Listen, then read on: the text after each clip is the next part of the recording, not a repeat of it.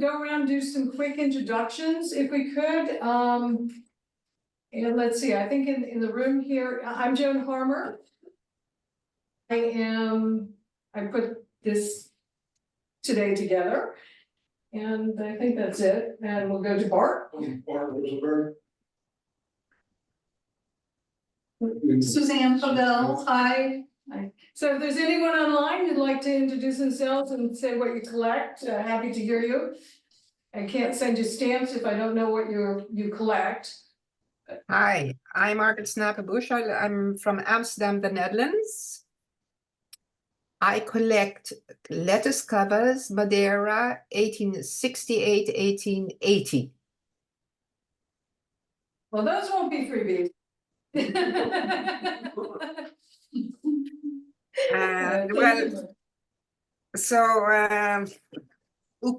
I've been also asked by the Royal to do a one frame. And so I'm very interested in how to build a frame. Okay, well, this is a single page, so this will get you started. The one frames are a little bit more involved. I think there's 16 pages. But okay, anyone else on the internet that would like to chime in? Well, since I bothered you searching for the Zoom link, my name is Jennifer Dulemba, and I collect an assortment of topicals, cats on stamps, military on stamps, World War II on stamps, censored mail, and my country I collect is Poland. Jennifer? Yeah? This is Ed Grabowski. It's wonderful to hear your voice. Yeah, you sent me that auction link. It was very interesting. But you know what? My refrigerator broke this week and I was exhausted. But you sound much better. I'm glad to hear you're well. Yeah. Oh, in case anybody wanted to know, as an aside, I was in the hospital this summer. I had sepsis. I was in the hospital over 40 days, but anyway. Oh my gosh. I hope you're feeling better.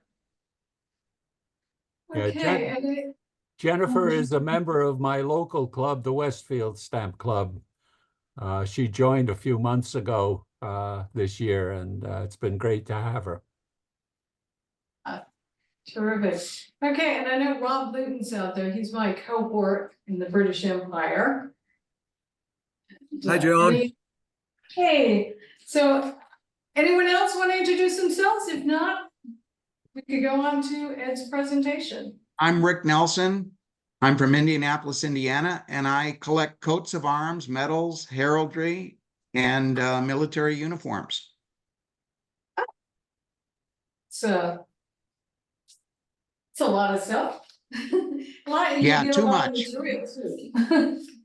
My husband would shoot me if I did something like that. Okay, let's get, you want to get Andrew? Should Andrew? We're just gonna get Andrew in here. They came all the way over here. So we had a couple of people who will probably pop in late here. And so today, we're honored to have Ed Grabowski from New Jersey. He used to be Westfield Stamp Club. That's all I remember associating Ed with Westfield, to give us a presentation on something that I think is really fascinating, and I think it's always harder than what it appears after Ed explains it, and it helped me really think about my material a lot better. So what we're gonna do is I'm gonna turn it over right now to Ed Grabowski. He should be frozen there. If you don't want to see everybody and you just want to see Ed, up in the little right-hand corner, you could change the view and just change it so you could see Ed. It's totally your choice on how you'd like to do that. If you want to see everybody, you can just see everybody. Okay, Ed, thank you very much. Okay. Okay, Ed, thank you very much. Okay. I'm going to run this presentation a strange way. It's going to come from individual PDF pages. So I'll be doing a lot of clicking. But let's start at the beginning. Oh, this wasn't supposed to happen. Okay, that's what it's supposed to look like. Uh, I'm going to be talking about one-page exhibits, but I thought I'd just do a quick review of what one normally sees at an exhibit, and normally the smallest exhibits have been one-frame exhibits, which are 16 pages. And this is a special exhibiting class wherein the entire story can only be told in 16 pages because the material is limited. There are 5-frame exhibits, which are 80 pages. Generally, these are first serious presentation of a developing national exhibit. And first-time exhibits in international competitions are limited to 5 frames. You have to get a Vermeil medal to be extended to the maximum, which is 8 frames. And 8-frame exhibits, that's means you're developing a national exhibit, or it's a major exhibit in international competitions, which are limited at that size. And the last exhibit size is 10 pages, pardon me, 10 frames. I put page there, that's a mistake. 10 frame exhibits, 160 pages, and that's a major exhibit in US national competition. Well, today I'm going to jump back to one and talk about virtual exhibits, which are one-page exhibits where an entire idea is covered in one page in a PDF from computer format. So that's the subject of today's talk. And where did all of this originate? It came from the American Topical Association, okay? And if you want to really learn about one-page exhibits and look at lots of them, this is the place to go. The ataexhibits.com website. Hit print screen if you want to make a copy of it to save it to look at. And you can look at what they've been doing for 2024. Now, I have a couple of introductory pages, and these were actually done by me in 2022 for the Westfield Stamp Club. I didn't bother updating them. But I want to give you a little bit of background on what I'm doing and on one-page exhibits. So the ATA came up with this, and I tied it to my philately and international mail order fraud collection, where I started experimenting with the ATA's new, at the time new, this was 2021, one-page exhibit format. And the history is that the ATA was responding to the COVID pandemic. They created, excuse me, this new form of virtual exhibiting to be part of the annual 2021 meeting. Called one-page exhibits, new and established exhibitors were invited to send in entries on any topic of their choosing. Each exhibit was limited to one page, and great freedom was permitted in developing the exhibits with the intention of summarizing a single topic in one page. So I decided to go with the philately and international mail order fraud group that I'm putting together, creating a separate exhibit for each scam or sub-scam that are encompassed in my collection. And I should say about this, you know, especially if you're a first-time exhibitor, even if you start out with a one-frame exhibit, which is 16 pages, that's a major commitment. It's very difficult to do. It's difficult to organize, and you're being judged by judges.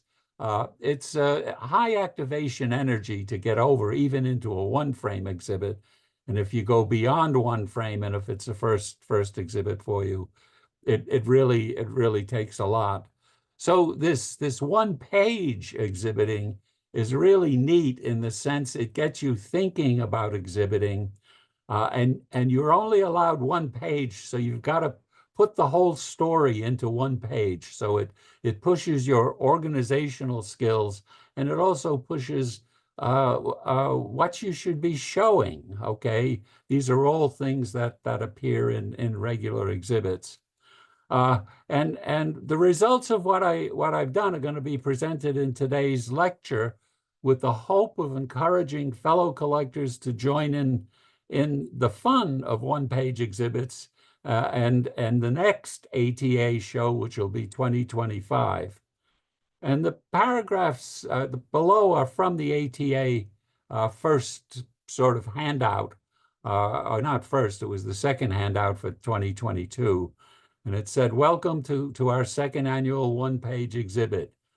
Last year, they had 216 one-page exhibits. That was the opening, the first try, in 13 different categories. This is all on the ATA website. And they had exhibitors from many countries around the world. And they've continued this program, and it's been very, very successful. The My One-Page Exhibit program is an ATA initiative to encourage new exhibitors and experienced exhibitors to create single-page presentations.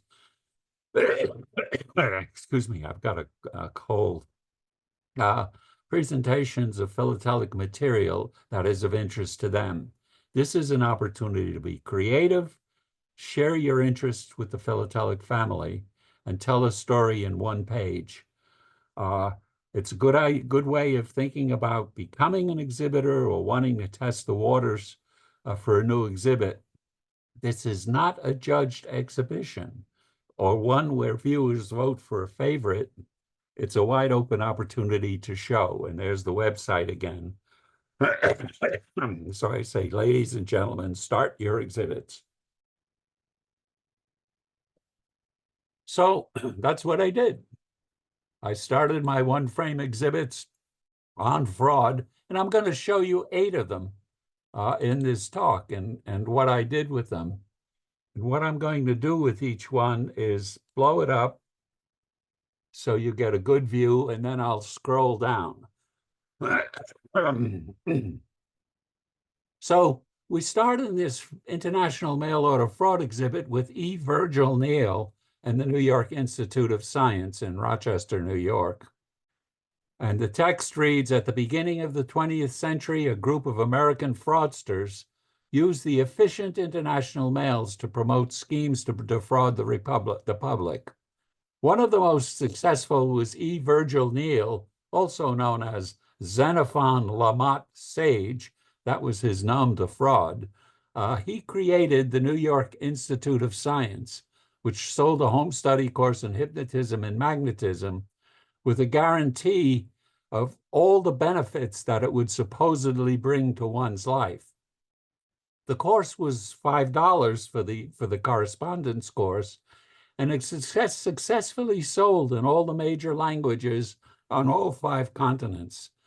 And it resulted in the creation of a number of other mail order fraud scams. The Institute and its principals were convicted of mail order fraud in late 1914 by the government and post office and put out of business. According to court records, they had sold more than $1,500,000 via their scams, a sum today that would exceed $32 million in purchasing power. So this was a wonderfully successful scam for the people who created it. And what we see at the left right here is the actual course itself, the correspondence course they sold. It was a course in personal magnetism, hypnotism, mesmerism, magnetic healing, suggestive therapeutics, psychotherapeutics, all the buzzwords of the day. And as I said, it cost you $5, which is equivalent to about $20 in today's purchasing power. $5? No, I got that wrong. $100 in today's purchasing power. So that was the first correspondence course. Here in the center, or next, is an ad. The advertising was done in all sorts of vehicles. You can see startling disclosures, personal magnetism. These ads appeared all over. And if you successfully completed that first course on the left, you could apply for a higher course. And at the right here, we have the higher course, only it's the German versions showing the international nature of these guys. You see, it says over here, ein höherer Kursus, a higher course in personal magnetism, hypnotism, et cetera, et cetera, et cetera. In addition, on the cover, they're selling Sage's rotating mirror. Yes, there's always something to sell.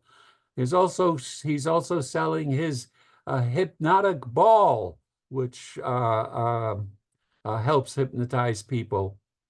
And these are being sold by the New York State Publishing Company, which I'll get to in a bit. So that was the scam. What about the philately? Okay, remember, one page. What do you show, okay, when you only have one page? Well, I picked my best cover. What I think is the rarest. It's certainly the most expensive, and I'm showing you that. And it's a letter to the New York Institute of Science from the Cayman Islands, illustrating a very rare boxed rural mail cancel, East End, Grand Cayman Rural Post.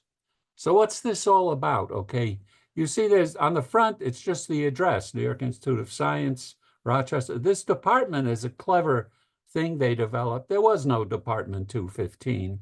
This is a coding for the ad to which the sender is responding. So they kept track of what was going on. The letter, if you look at the back, you see the philately. It's from the Cayman Islands. 2 1-penny stamps, 2 quarter-penny stamps. Those are farthings. So the rate is 2.5 pence. That's the proper international rate. And the Cayman Islands had 2 levels of post offices, full-service post offices like this one in Bodentown, where the letter passed through, or Georgetown. They provided all postal services. Then they had this rural post, okay? And the rural post letters are quite rare. There are only 3 recorded from East End to foreign destinations. The other 3 or 4 are local. This letter traveled by horse rider. It was in a mail pouch to Bodentown.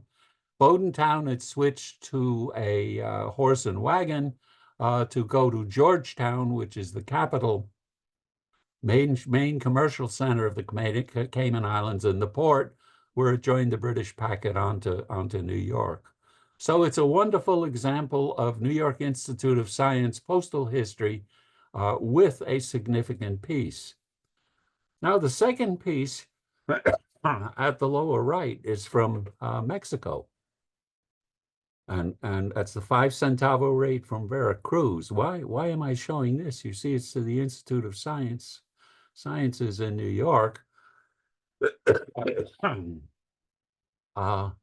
But it was posted in 1915. I told you the New York Institute of Science was closed by the government in late 1914. So what happened in 1915, this letter arrived in Rochester, and it got this special auxiliary hand stamp, fraudulent. The business of addressee has been declared fraudulent by order of the Postmaster General. In other words, the postmaster had put these guys out of business, and this letter went back in a special envelope from Rochester back to Veracruz to be delivered to the original sender. So that's the story of the New York Institute of Science. And I continued with various aspects of the New York Institute of Science that show up throughout this collection. And as I noted, the hypnotism and magnetism scan enjoyed success on all 5 continents. Special desks were created for all the major European countries in their own language, and the course was advertised all over the world in local newspapers, journals, and magazines. Outgoing and incoming correspondence amounted to many thousands of pieces every day. Based on the number of incoming covers that survive, it is apparent that the New York Institute of Science sold the incoming mail to the philatelic trade. The questions of in which country was the New York Institute of Science most successful and in what entities, city, towns, and villages, does most of the mail originate come to mind. A priori, you might think that one of the larger European countries would have provided the greatest success, and most mail to the Institute of Science would be from the larger cities in that country. Both of these thoughts are wrong. The country providing the most mail to the New York Institute of Science is the Hungarian part of the Austro-Hungarian Empire. Of my 600 covers in the collection, 150 are from Hungary. Oops, I've gotten a big blue line across my screen. I'm getting more blue lines. It says Michelle something. Joan, do you know what's going on?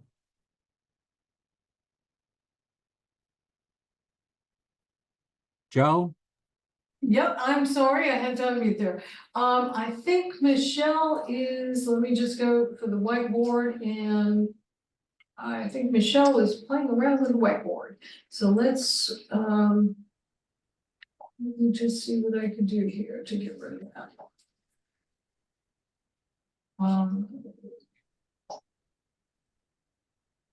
I just have to find the whiteboard. I don't play with the whiteboard, so I apologize, I'm not very familiar with whiteboard. See.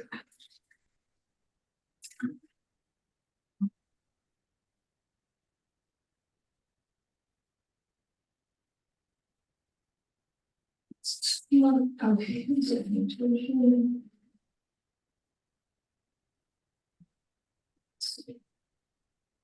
I think when you go to the next one. let me just Okay, see. well, I'll just continue on and we'll see what happens, okay? Yes, Joan? Yes, continue on. Okay, so as I said, I have 150 covers from Hungary. And the really surprising thing is most of the covers come from little Hungarian towns and villages.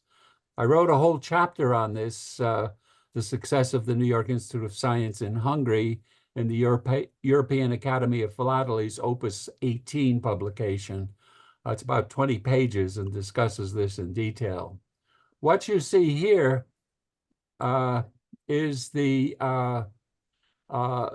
course in Hungarian that was put together by the New York Institute of Science with an advertisement for the HypnoDisc, which you can also buy at the New York State Publishing Company. We come to the philately, and I have 2 letters from tiny, tiny villages, registered letters from tiny villages in Hungary to the New York Institute of Science that contained some sort of monetary vehicles that were buying products, either the course or books, or you don't know what, from the New York Institute of Science. This one's at the 50 filler rate. That's the standard registered overseas rate. This is 80 with 30 extra filler to get the order expressed, to get the letter expressed out of Hungary quickly and on to its destination. Now let's see if this, no, it's not disappearing, Joan. Does everybody still have the blue lines? Yes. Okay, let me see what I could do about that. It's gotta come from this computer. Yeah, I think it has to, Michelle, could you try erasing? Hit the erase bar. Either that or suggest he log out and log back in. Well, I think it's on this board. This is Oh, part of the problem with sharing. I don't think I could erase.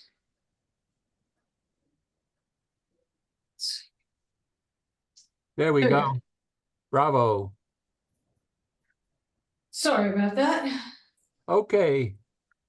So let's look at some of the further success of the New York Institute of Science. And I want to talk about now is a sub-scam that was run by K. Leo Mingus, and the sub-scam is the Cartilage Company. And I note at the beginning of the century, a group of fraudsters used the mails to promote their schemes to the public. One of the most successful was E. Virgil Neal. This is just the standard introduction. It was a home study course in hypnotism and magnetism with outrageous claims.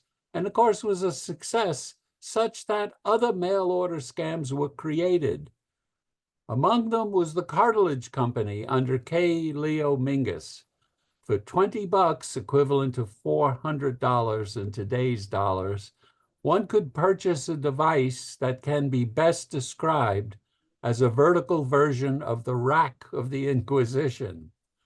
Proper use of this device would increase one's height by 1 to 5 inches, providing all the advantages of being tall. And here's K. Leo Mingus. These are actually from the ephemera now that I'm showing you.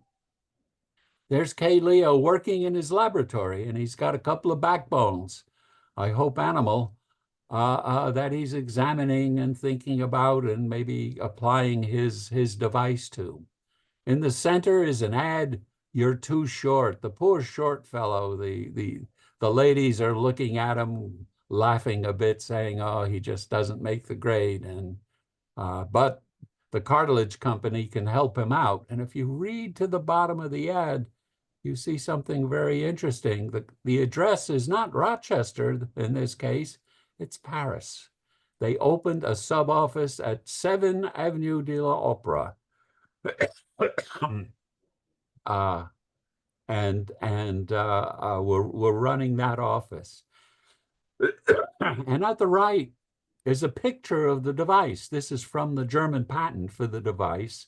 It was a harness that went around under your arms, around your chin, behind your neck, hooked to pulleys and ropes anchored to the ceiling. Your feet were anchored to the floor, and a reading device.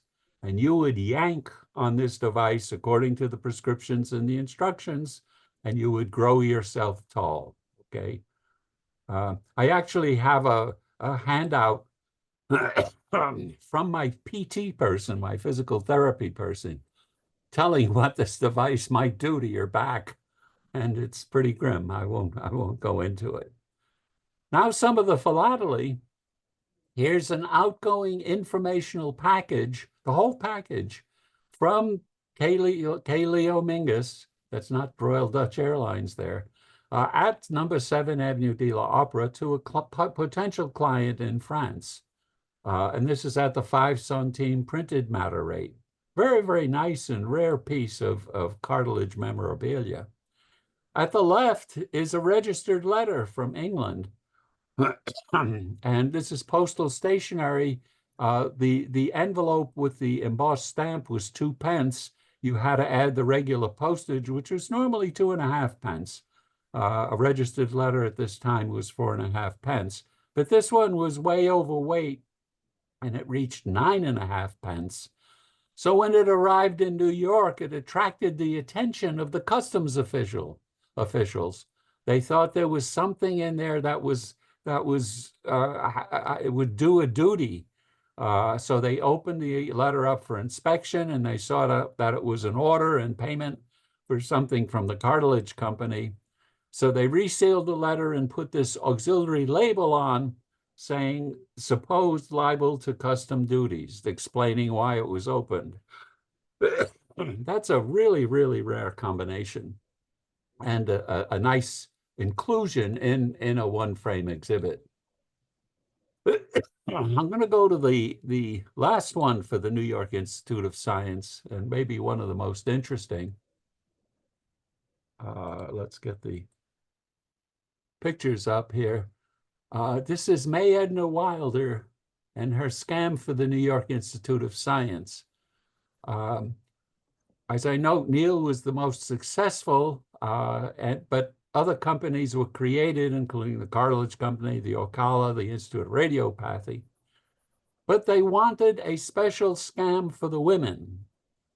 And they brought in May Edna Wilder, who began as a clerk in the mailroom and was given the responsibility of the new scam.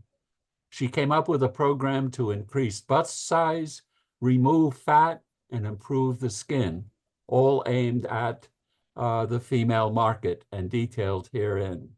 Here's the informational booklet that May Edna sent to her clients, how I developed my bust and removed my wrinkles. Here she is advertising her weight loss program.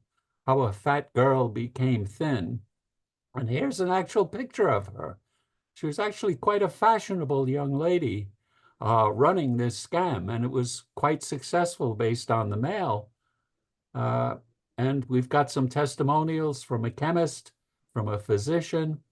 Then we got 2 letters from Australia.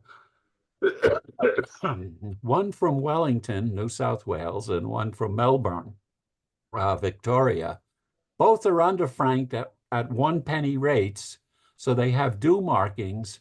And this due marking here from New South Wales is quite rare. There are only 4 copies known, and specialists are keeping tabs on these things. And you can see it says deficiency 15, fine 15, that's doubling it, the deficiency.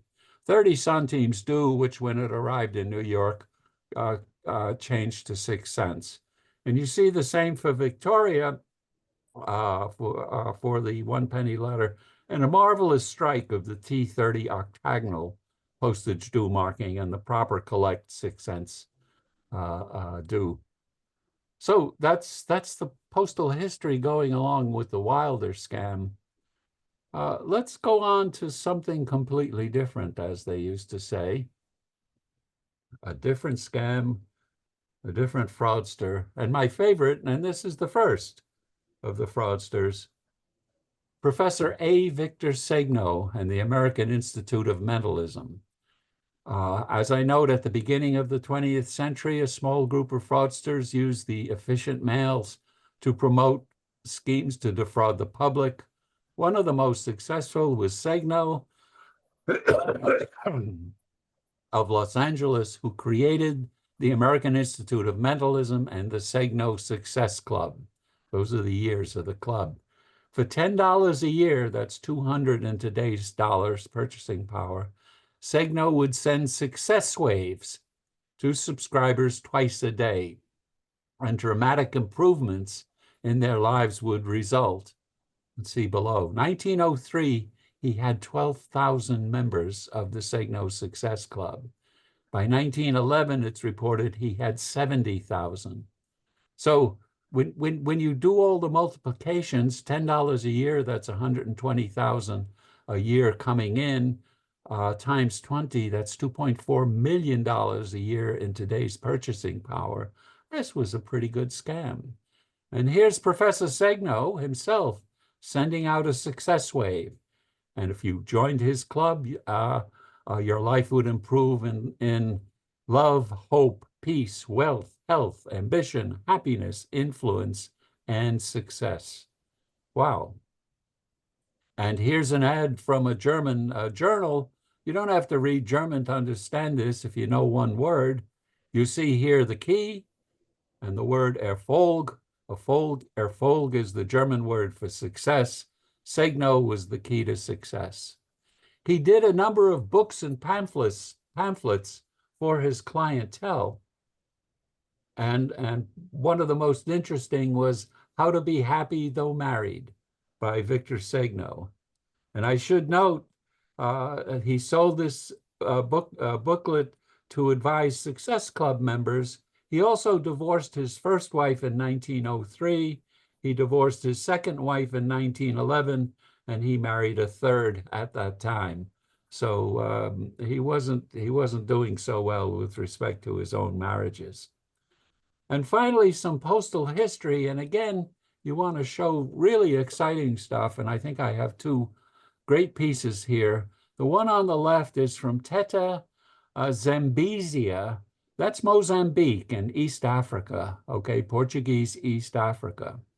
And this letter is franked with 2 50 rice Zambezia stamps, a 2.5 centavos Lorenzo Mark stamp, and a 1 centavo Mozambique war tax stamp. It's 1919.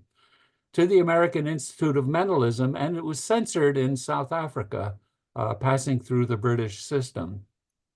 And what it contained was a monetary vehicle, either to become a member of the Success Club or maybe to buy some of Segno's publications.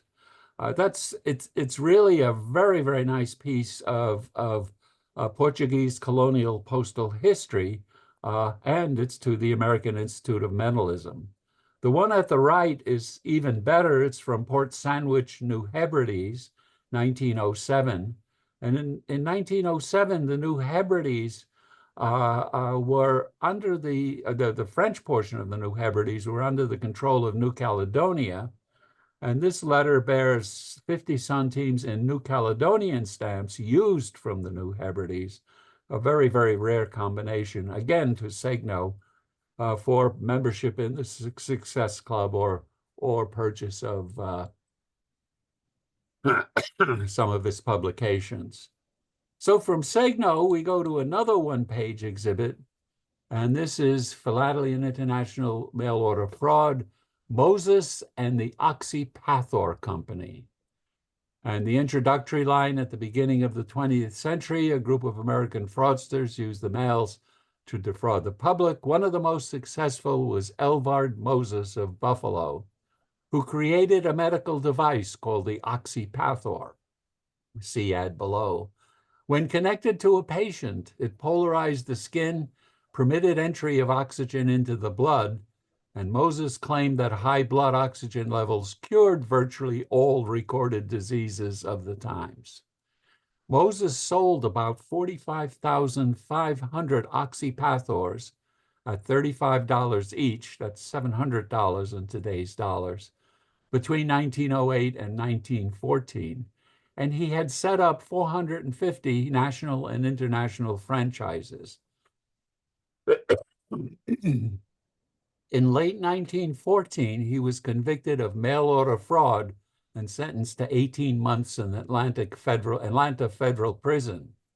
And what we have here for the philately is a booklet pane from Belgium, 4 panes of the Albert I 10 centime stamp in this booklet with advertising on the front and back. And you notice the back is advertising the Oxypathor.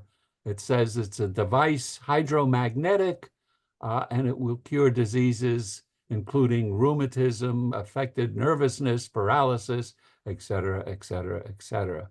And it's from the Antwerp Oxypathor company. And here's the Oxypathor. What was it? It was a chromed pipe capped at both ends with wires coming out, 2 electrodes here. 1 electrode went on your wrist, 1 electrode went on your ankle. You could put it in a glass container to control the temperature. The colder the device, the more potent the oxygenation was the rule, which is an interesting aspect of chemistry. Normally, the hotter something is, the better chemistry goes. And they made a very, very serious mistake on this cover that has never been noticed. You notice it says, let me just blow that up a little bit. You notice it says radical treatment by oxidation of the blood. They've got the wrong term. They were oxygenating the blood. When you breathe, you oxygenate the blood. That's a good thing. It gives you oxygen to keep your metabolism going.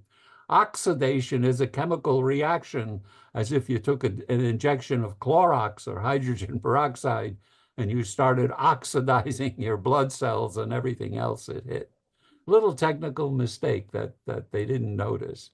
Also part of the ephemera is the Oxypathor antiseptic powder. If I do a real exhibit of this, I don't know how I show that in any exhibit. And finally, we come to, well, the more ephemera. Here's the instruction book for the Oxypathor. It's 128 pages on how to use the device. Plus, they sell a lot of peripheral stuff, including additional electrodes for every human surface and orifice. Okay, I'm not going to go any further than that and just let you imagine all the surfaces and orifices that they had. Orifice, is that the plural? That they had devices for. The postal history, I selected 2 nice items. One is a letter from the Caracas, Venezuela Oxypathor branch. And you can see the return address here. And a young lad sitting, he has his Oxypathor in a bowl. He's all hooked up to it, and he's getting a treatment for some disease that his family believes in. This letter probably contained a monetary vehicle to Moses in Buffalo for the purchase of maybe another dozen oxypathors to be sold in Venezuela. If you think that's not rare enough, look at the next one. This is from Harbin, Manchuria, the Russian post office. There was an oxypathor branch in Harbin, Manchuria, selling oxypathors to the Harbin was populated by people from most countries. Okay, it was a major commercial center with access to Japan. It had a number of foreign post offices. This letter is a double weight letter at 20 kopeck. It's got two marvelous censorship markings on it. I don't read Cyrillic letters, so this one, and on the back one from Petrograd. So it's very important with respect to Russian censorship, and here it is in the oxypathor collection. So with that, I'll go to the last one in this group of one-frame exhibits. Okay, and this is Dr. James W. Peebles and W. Thompson Bobo and the Dr. Peebles Institute of Health. Yes, Peebles and Bobo. Sounds like a vaudeville team. My introductory line, and then I note among the most successful of the fraudsters and the most Americentric. Is that a word? I don't know. I made it up. I made it up with the help of Irene Bromberg, who some of you may remember from the Collectors Club. She said she thought this was a decent word, meaning that of all the fraudsters, this one has the most mail from America. About 80% of the mail from Peebles and Bobo is from America. The other 20% is overseas. And the Institute of Health was located in Battle Creek, Michigan. The scam was simple. Clients would write with a description of their ills, and the Institute would provide prescriptions at $5 each over the period of the operations. That's $50 to $100 in today's purchasing power. And this was guaranteed to cure their ailments. In fact, the prescriptions contain nothing beyond water, ethanol, that's good, it'll provide a little boost, and simple inorganic salts. The fraud began in 1900 with Dr. Bobo taking full control. On Dr. Peebles' death in 1922, he was not quite 100. And it ended in 1935 when Dr. Bobo took his own life. That's another interesting story. Here are Peebles and Bobo, very distinguished looking gentlemen. Among the ephemera is a book by Dr. Peebles, 1900, Vaccination, a Curse and a Menace to Personal Liberty. Even then, we had a strange view of vaccinations, which has reared its ugly head again during COVID. Here's Peebles and Bobo, and here's a typical ad. Okay, health restored, psychic science, a message of hope, right to the Dr. Peebles Institute for one of their prescriptions. The philately, in this case, I'm showing all American, okay, and for a reason.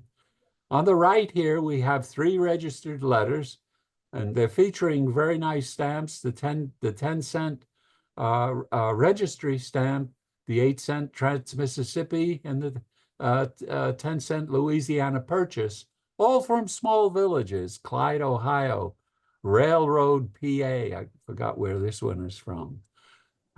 That's interesting U.S. postal history. From LA to Dr. Bobo, this is a full envelope. I just caught the corner with the stamps. We get a striking view of the Los Angeles Cross Council. I never even knew something like this existed. And even more interesting and unusual is this letter, which is franked with a 10-cent Lindbergh stamp, a 10-cent airmail rate from Hebron, Nebraska. We've got the address, the sender. But this is addressed to the Sanborn Labs. What's this nonsense? Well, the government was getting after Peebles and Bobo starting the 20s. So they simply gave the scam a new name to get away from the government. And one of the new names was the Sanborn Laboratories. But they remained in Battle Creek promulgating their fraudulent scam. And to me, what's great about this is back in the 40s and 50s, I used to collect these US stamps, not mint, but used. Okay, my collection was filled with used stamps. And now I'm collecting them again, but now on postal history relating to the Peebles and Bobo's fraud scam. So that's the story on my experience with one-page exhibits, a variety all relating to fraud. I think if you're interested in starting to exhibit, it's a great place to start. You could go to the ATA website.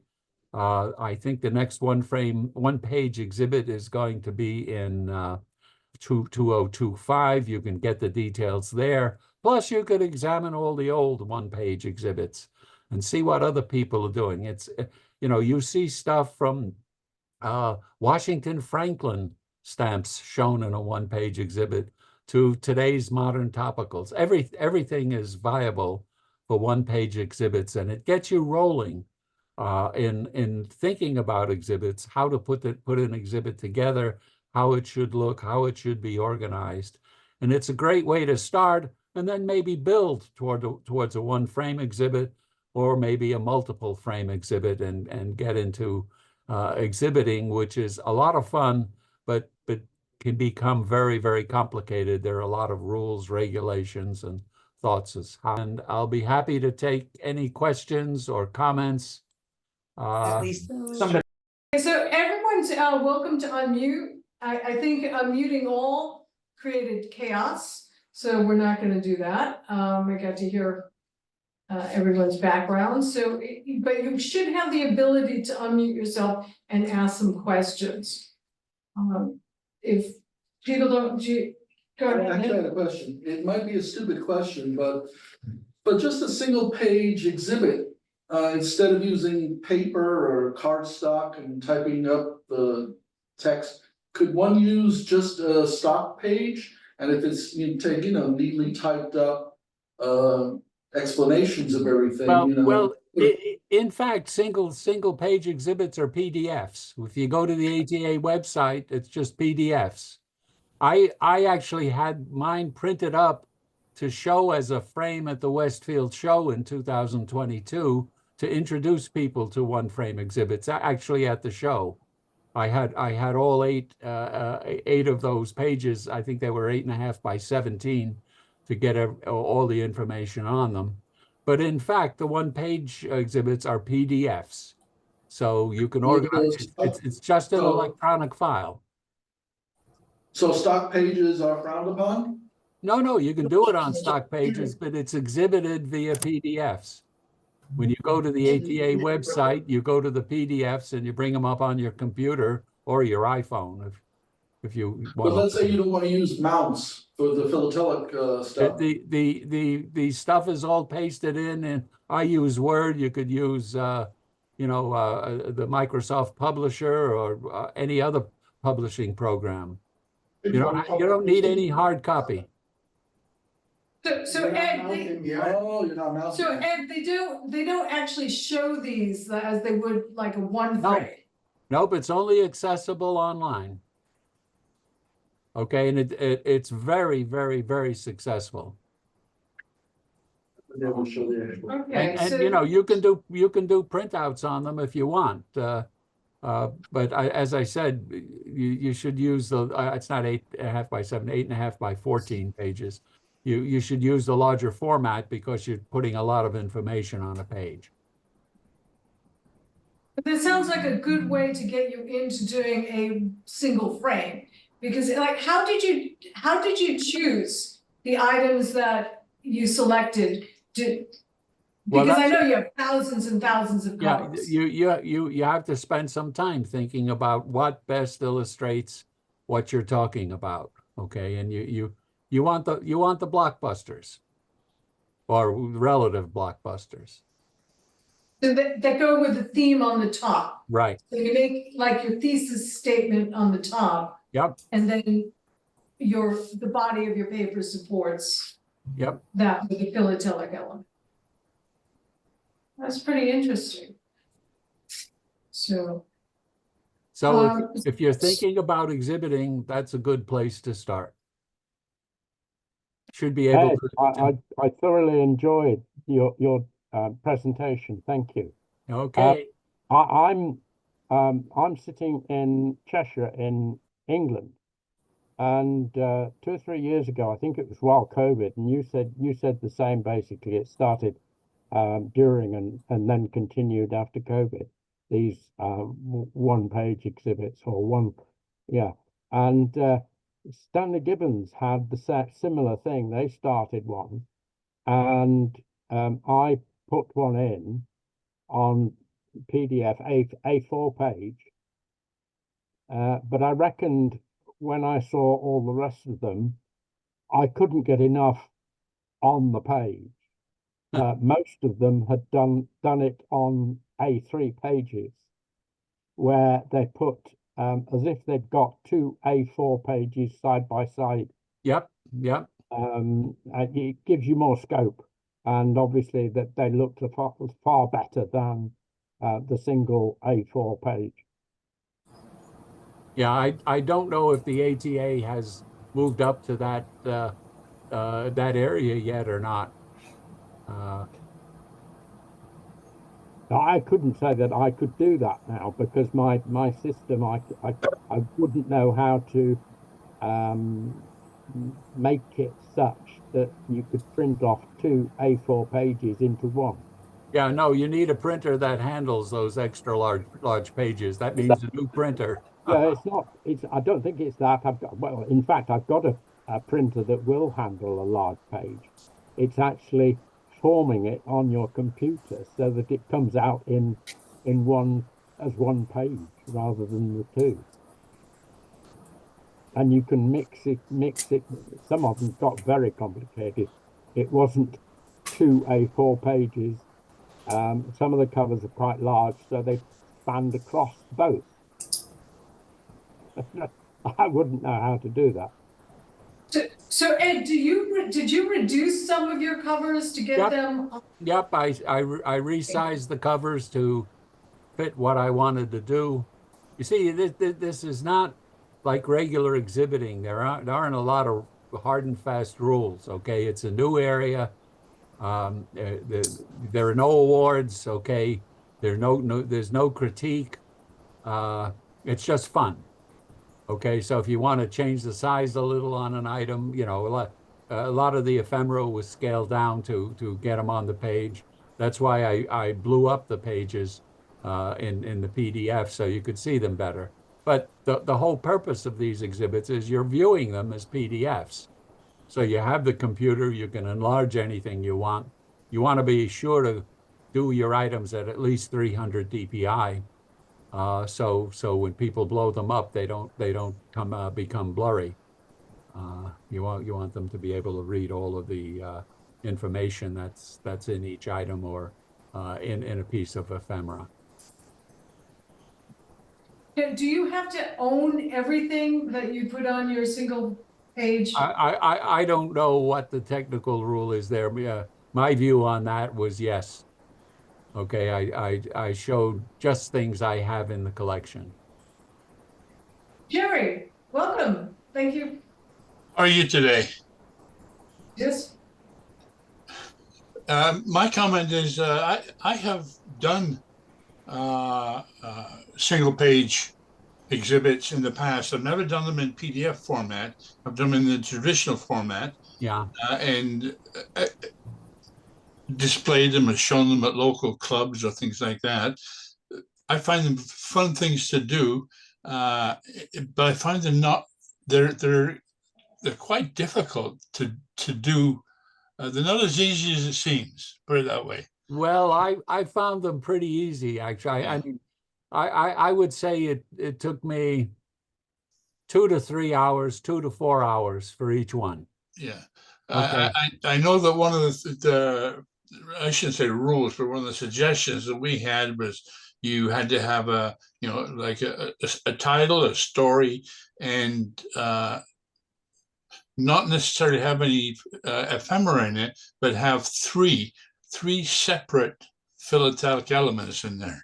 See, yeah, that too many rules, too many rules. Yeah, yeah, No, because especially in this, the ephemera are a big part of the story. Okay. yeah, I mean, I have the copy of the correspondence course. I have the follow-up course. yeah. I have the advertising, and you know, I have the oxypathor. I have 3 oxypathors in my collection. When I actually did an exhibit on the oxypathor, one frame, and I taped an oxypathor to the frame with a note on it that passersby might like to take a treatment, and I heartily recommended that all the judges take a treatment too. I remember seeing some of your presentations once before. I'm not sure which forum it was on. I don't know whether it was the American Topical Association or maybe on one of Jones' Kind of presentations. in a British Empire study group. I presented detailed discussions of a couple of the individual. Yeah. I think I gave a talk on defending the non-existence of a 1 penny rate to the United Yes. States. Okay, yeah. Yeah, maybe that was it. That was it. I remember seeing. And I have a question. I mean, this was very interesting based on, you know, 1-page exhibits. You have several of these mail fraud things. Have you ever considered putting it into a 1 frame or multi-frame thing? Oh, I've done the Oxypathor and Professor Segno is 1 frame exhibits. In fact, Okay. My first fraud exhibit was a 1 frame exhibit on Professor Segno, and just showing French area fraud covers, just from actually France and colonies. Okay, and I did a 1 framer, and it was very, very interesting because I don't know if you know Pat Stillwell Walker. I've not heard of the only person. not only a wonderful philatelist, but a superb judge. She gets my 5-star rating as a judge. Well, she looked at my Professor Segno 1 frame and was laughing herself silly, and came over to me and said, "Ed, this is a wonderful exhibit. I enjoyed reading every page, had a lot of fun with it." And then the judges got to it and they gave me a small bronze and a lot of hell. Yeah. So I was disappointed. I've put the Oxypathor 1 frame exhibit into the Collectors Club 1 frame exhibit, and I've shown it at a couple of shows. But I haven't done, like on the New York Institute of Science, I could now do a full 10 frame exhibit, but I think I'm too old and I don't have the energy to put something like that together. So Yeah, I think Pat Walker, is she the one that does the Hindenburg thing? no, that's Cheryl Gantz. Oh, okay. Sure. Yeah. Anyway, thank you for your presentation. I enjoyed that. Okay. Yeah, And for I people had, who are interested in moving on to a 1 frame, the AAPE is a great source if you want some help with mentors. And, you know, I'm not sure, Ed, if you know of any other sources, because I know when you're just starting out and you want to put together your first exhibit, you might want to get some feedback from some people, because it's, you know, you hear the word judge and you're like, oh my God, here I go, I'm gonna, you know, what's gonna happen? But the AAPE, there's a lot of judges there and they will mentor you. And it's a really nice, it's a nice group, it's pretty inexpensive, and I think it's like maybe $5 or $10, and sometimes it's free if you put in a novice exhibit, they usually give you a free membership. But anyone thinking of going beyond a 1 page, which I think is a marvelous place to start, could look toward them to move into that direction. If you yeah, have Ed, have I the think, energy. sorry, I think you highlighted perhaps one of the problems with a one-page exhibit there when you said, "Oh, I've done the one of them with a 16-page exhibit and another one with a wider exhibit." It shows that you've got a lot in your collection. Oh, sure. So it's a wide subject. But So is a one-page exhibit not justifying the subject in a word, basically? I'm going to bring up something from work on this question. Here's an interesting aside. In my day, I was a serious chemist. I worked for a big time pharmaceutical company. Okay, and I used to my job was developing chemical syntheses.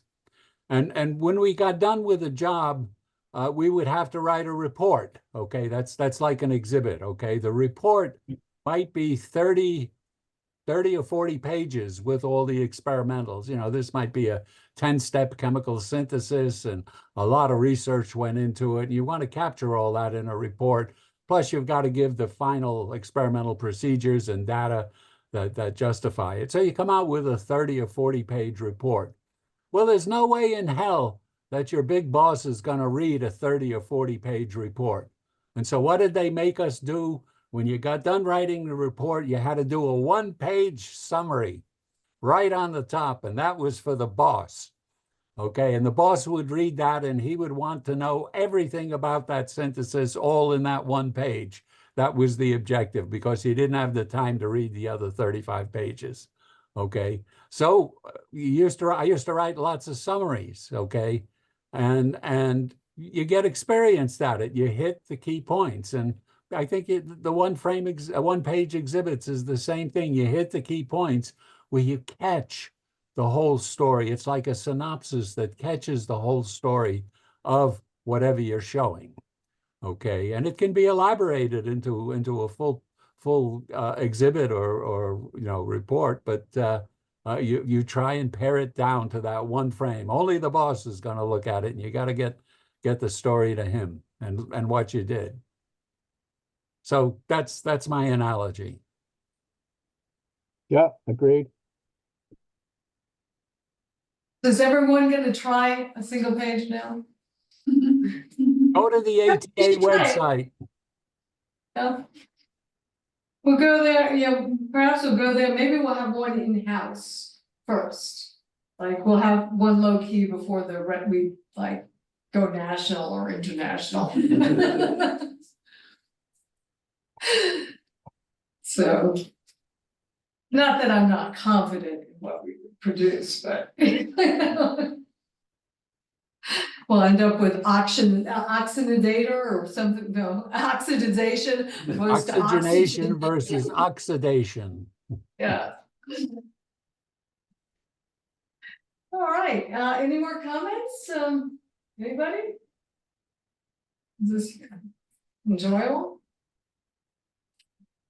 And this was really, really nice, and I think it's a great way to start our season and to aspire to. I think a single page is within a lot of people's grasp, because you should have enough material for a single page. Douglas. Ed, with a PDF, you could reduce all of your material, whatever the size, down to postage stamp size to put on a single page. So, taking an extreme example, you could have 20 covers on one page with a bit of ephemera as well, and typewriting, and that would be, you couldn't view it other than enlarging it. So what are the rules for how small you can go and how much larger the judges have to, or there aren't judges, I know, that you have to enlarge it to make it readable? Well, I think the answer to that is, how many hits does your exhibit get in that state? Okay, and I mean, I have searches running on like eBay. Okay, searches for my material, like I do Angeles 1912, Los Angeles 1912. and I get hits on eBay, and when they come in emails, I get these little thumbnail sketches that you're really talking about. And I find them a real pain because you got to click on them to blow them up, and then a lot of them aren't well done. So yeah, I think that would be pushing too far, and you wouldn't get anybody looking at your exhibit. You still want to make that one page eye-catching, okay, and have stuff on it that people are interested in looking at. And only have to perhaps double the size of what you present, maybe. But I mean, I'm not aware of any rules, and it seems to be working.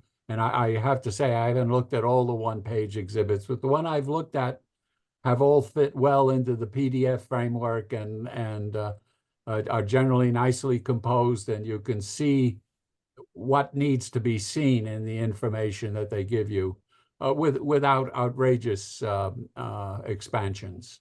Okay. All right. Thanks for that. Yep. Yeah, that's a good point. It would be annoying if all the other exhibits come up at 100%. You have one that's down at 25% that you have to enlarge. Reviewing it, that would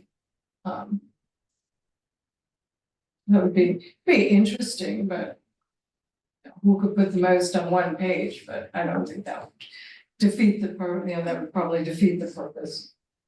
So, okay, any questions, Fred?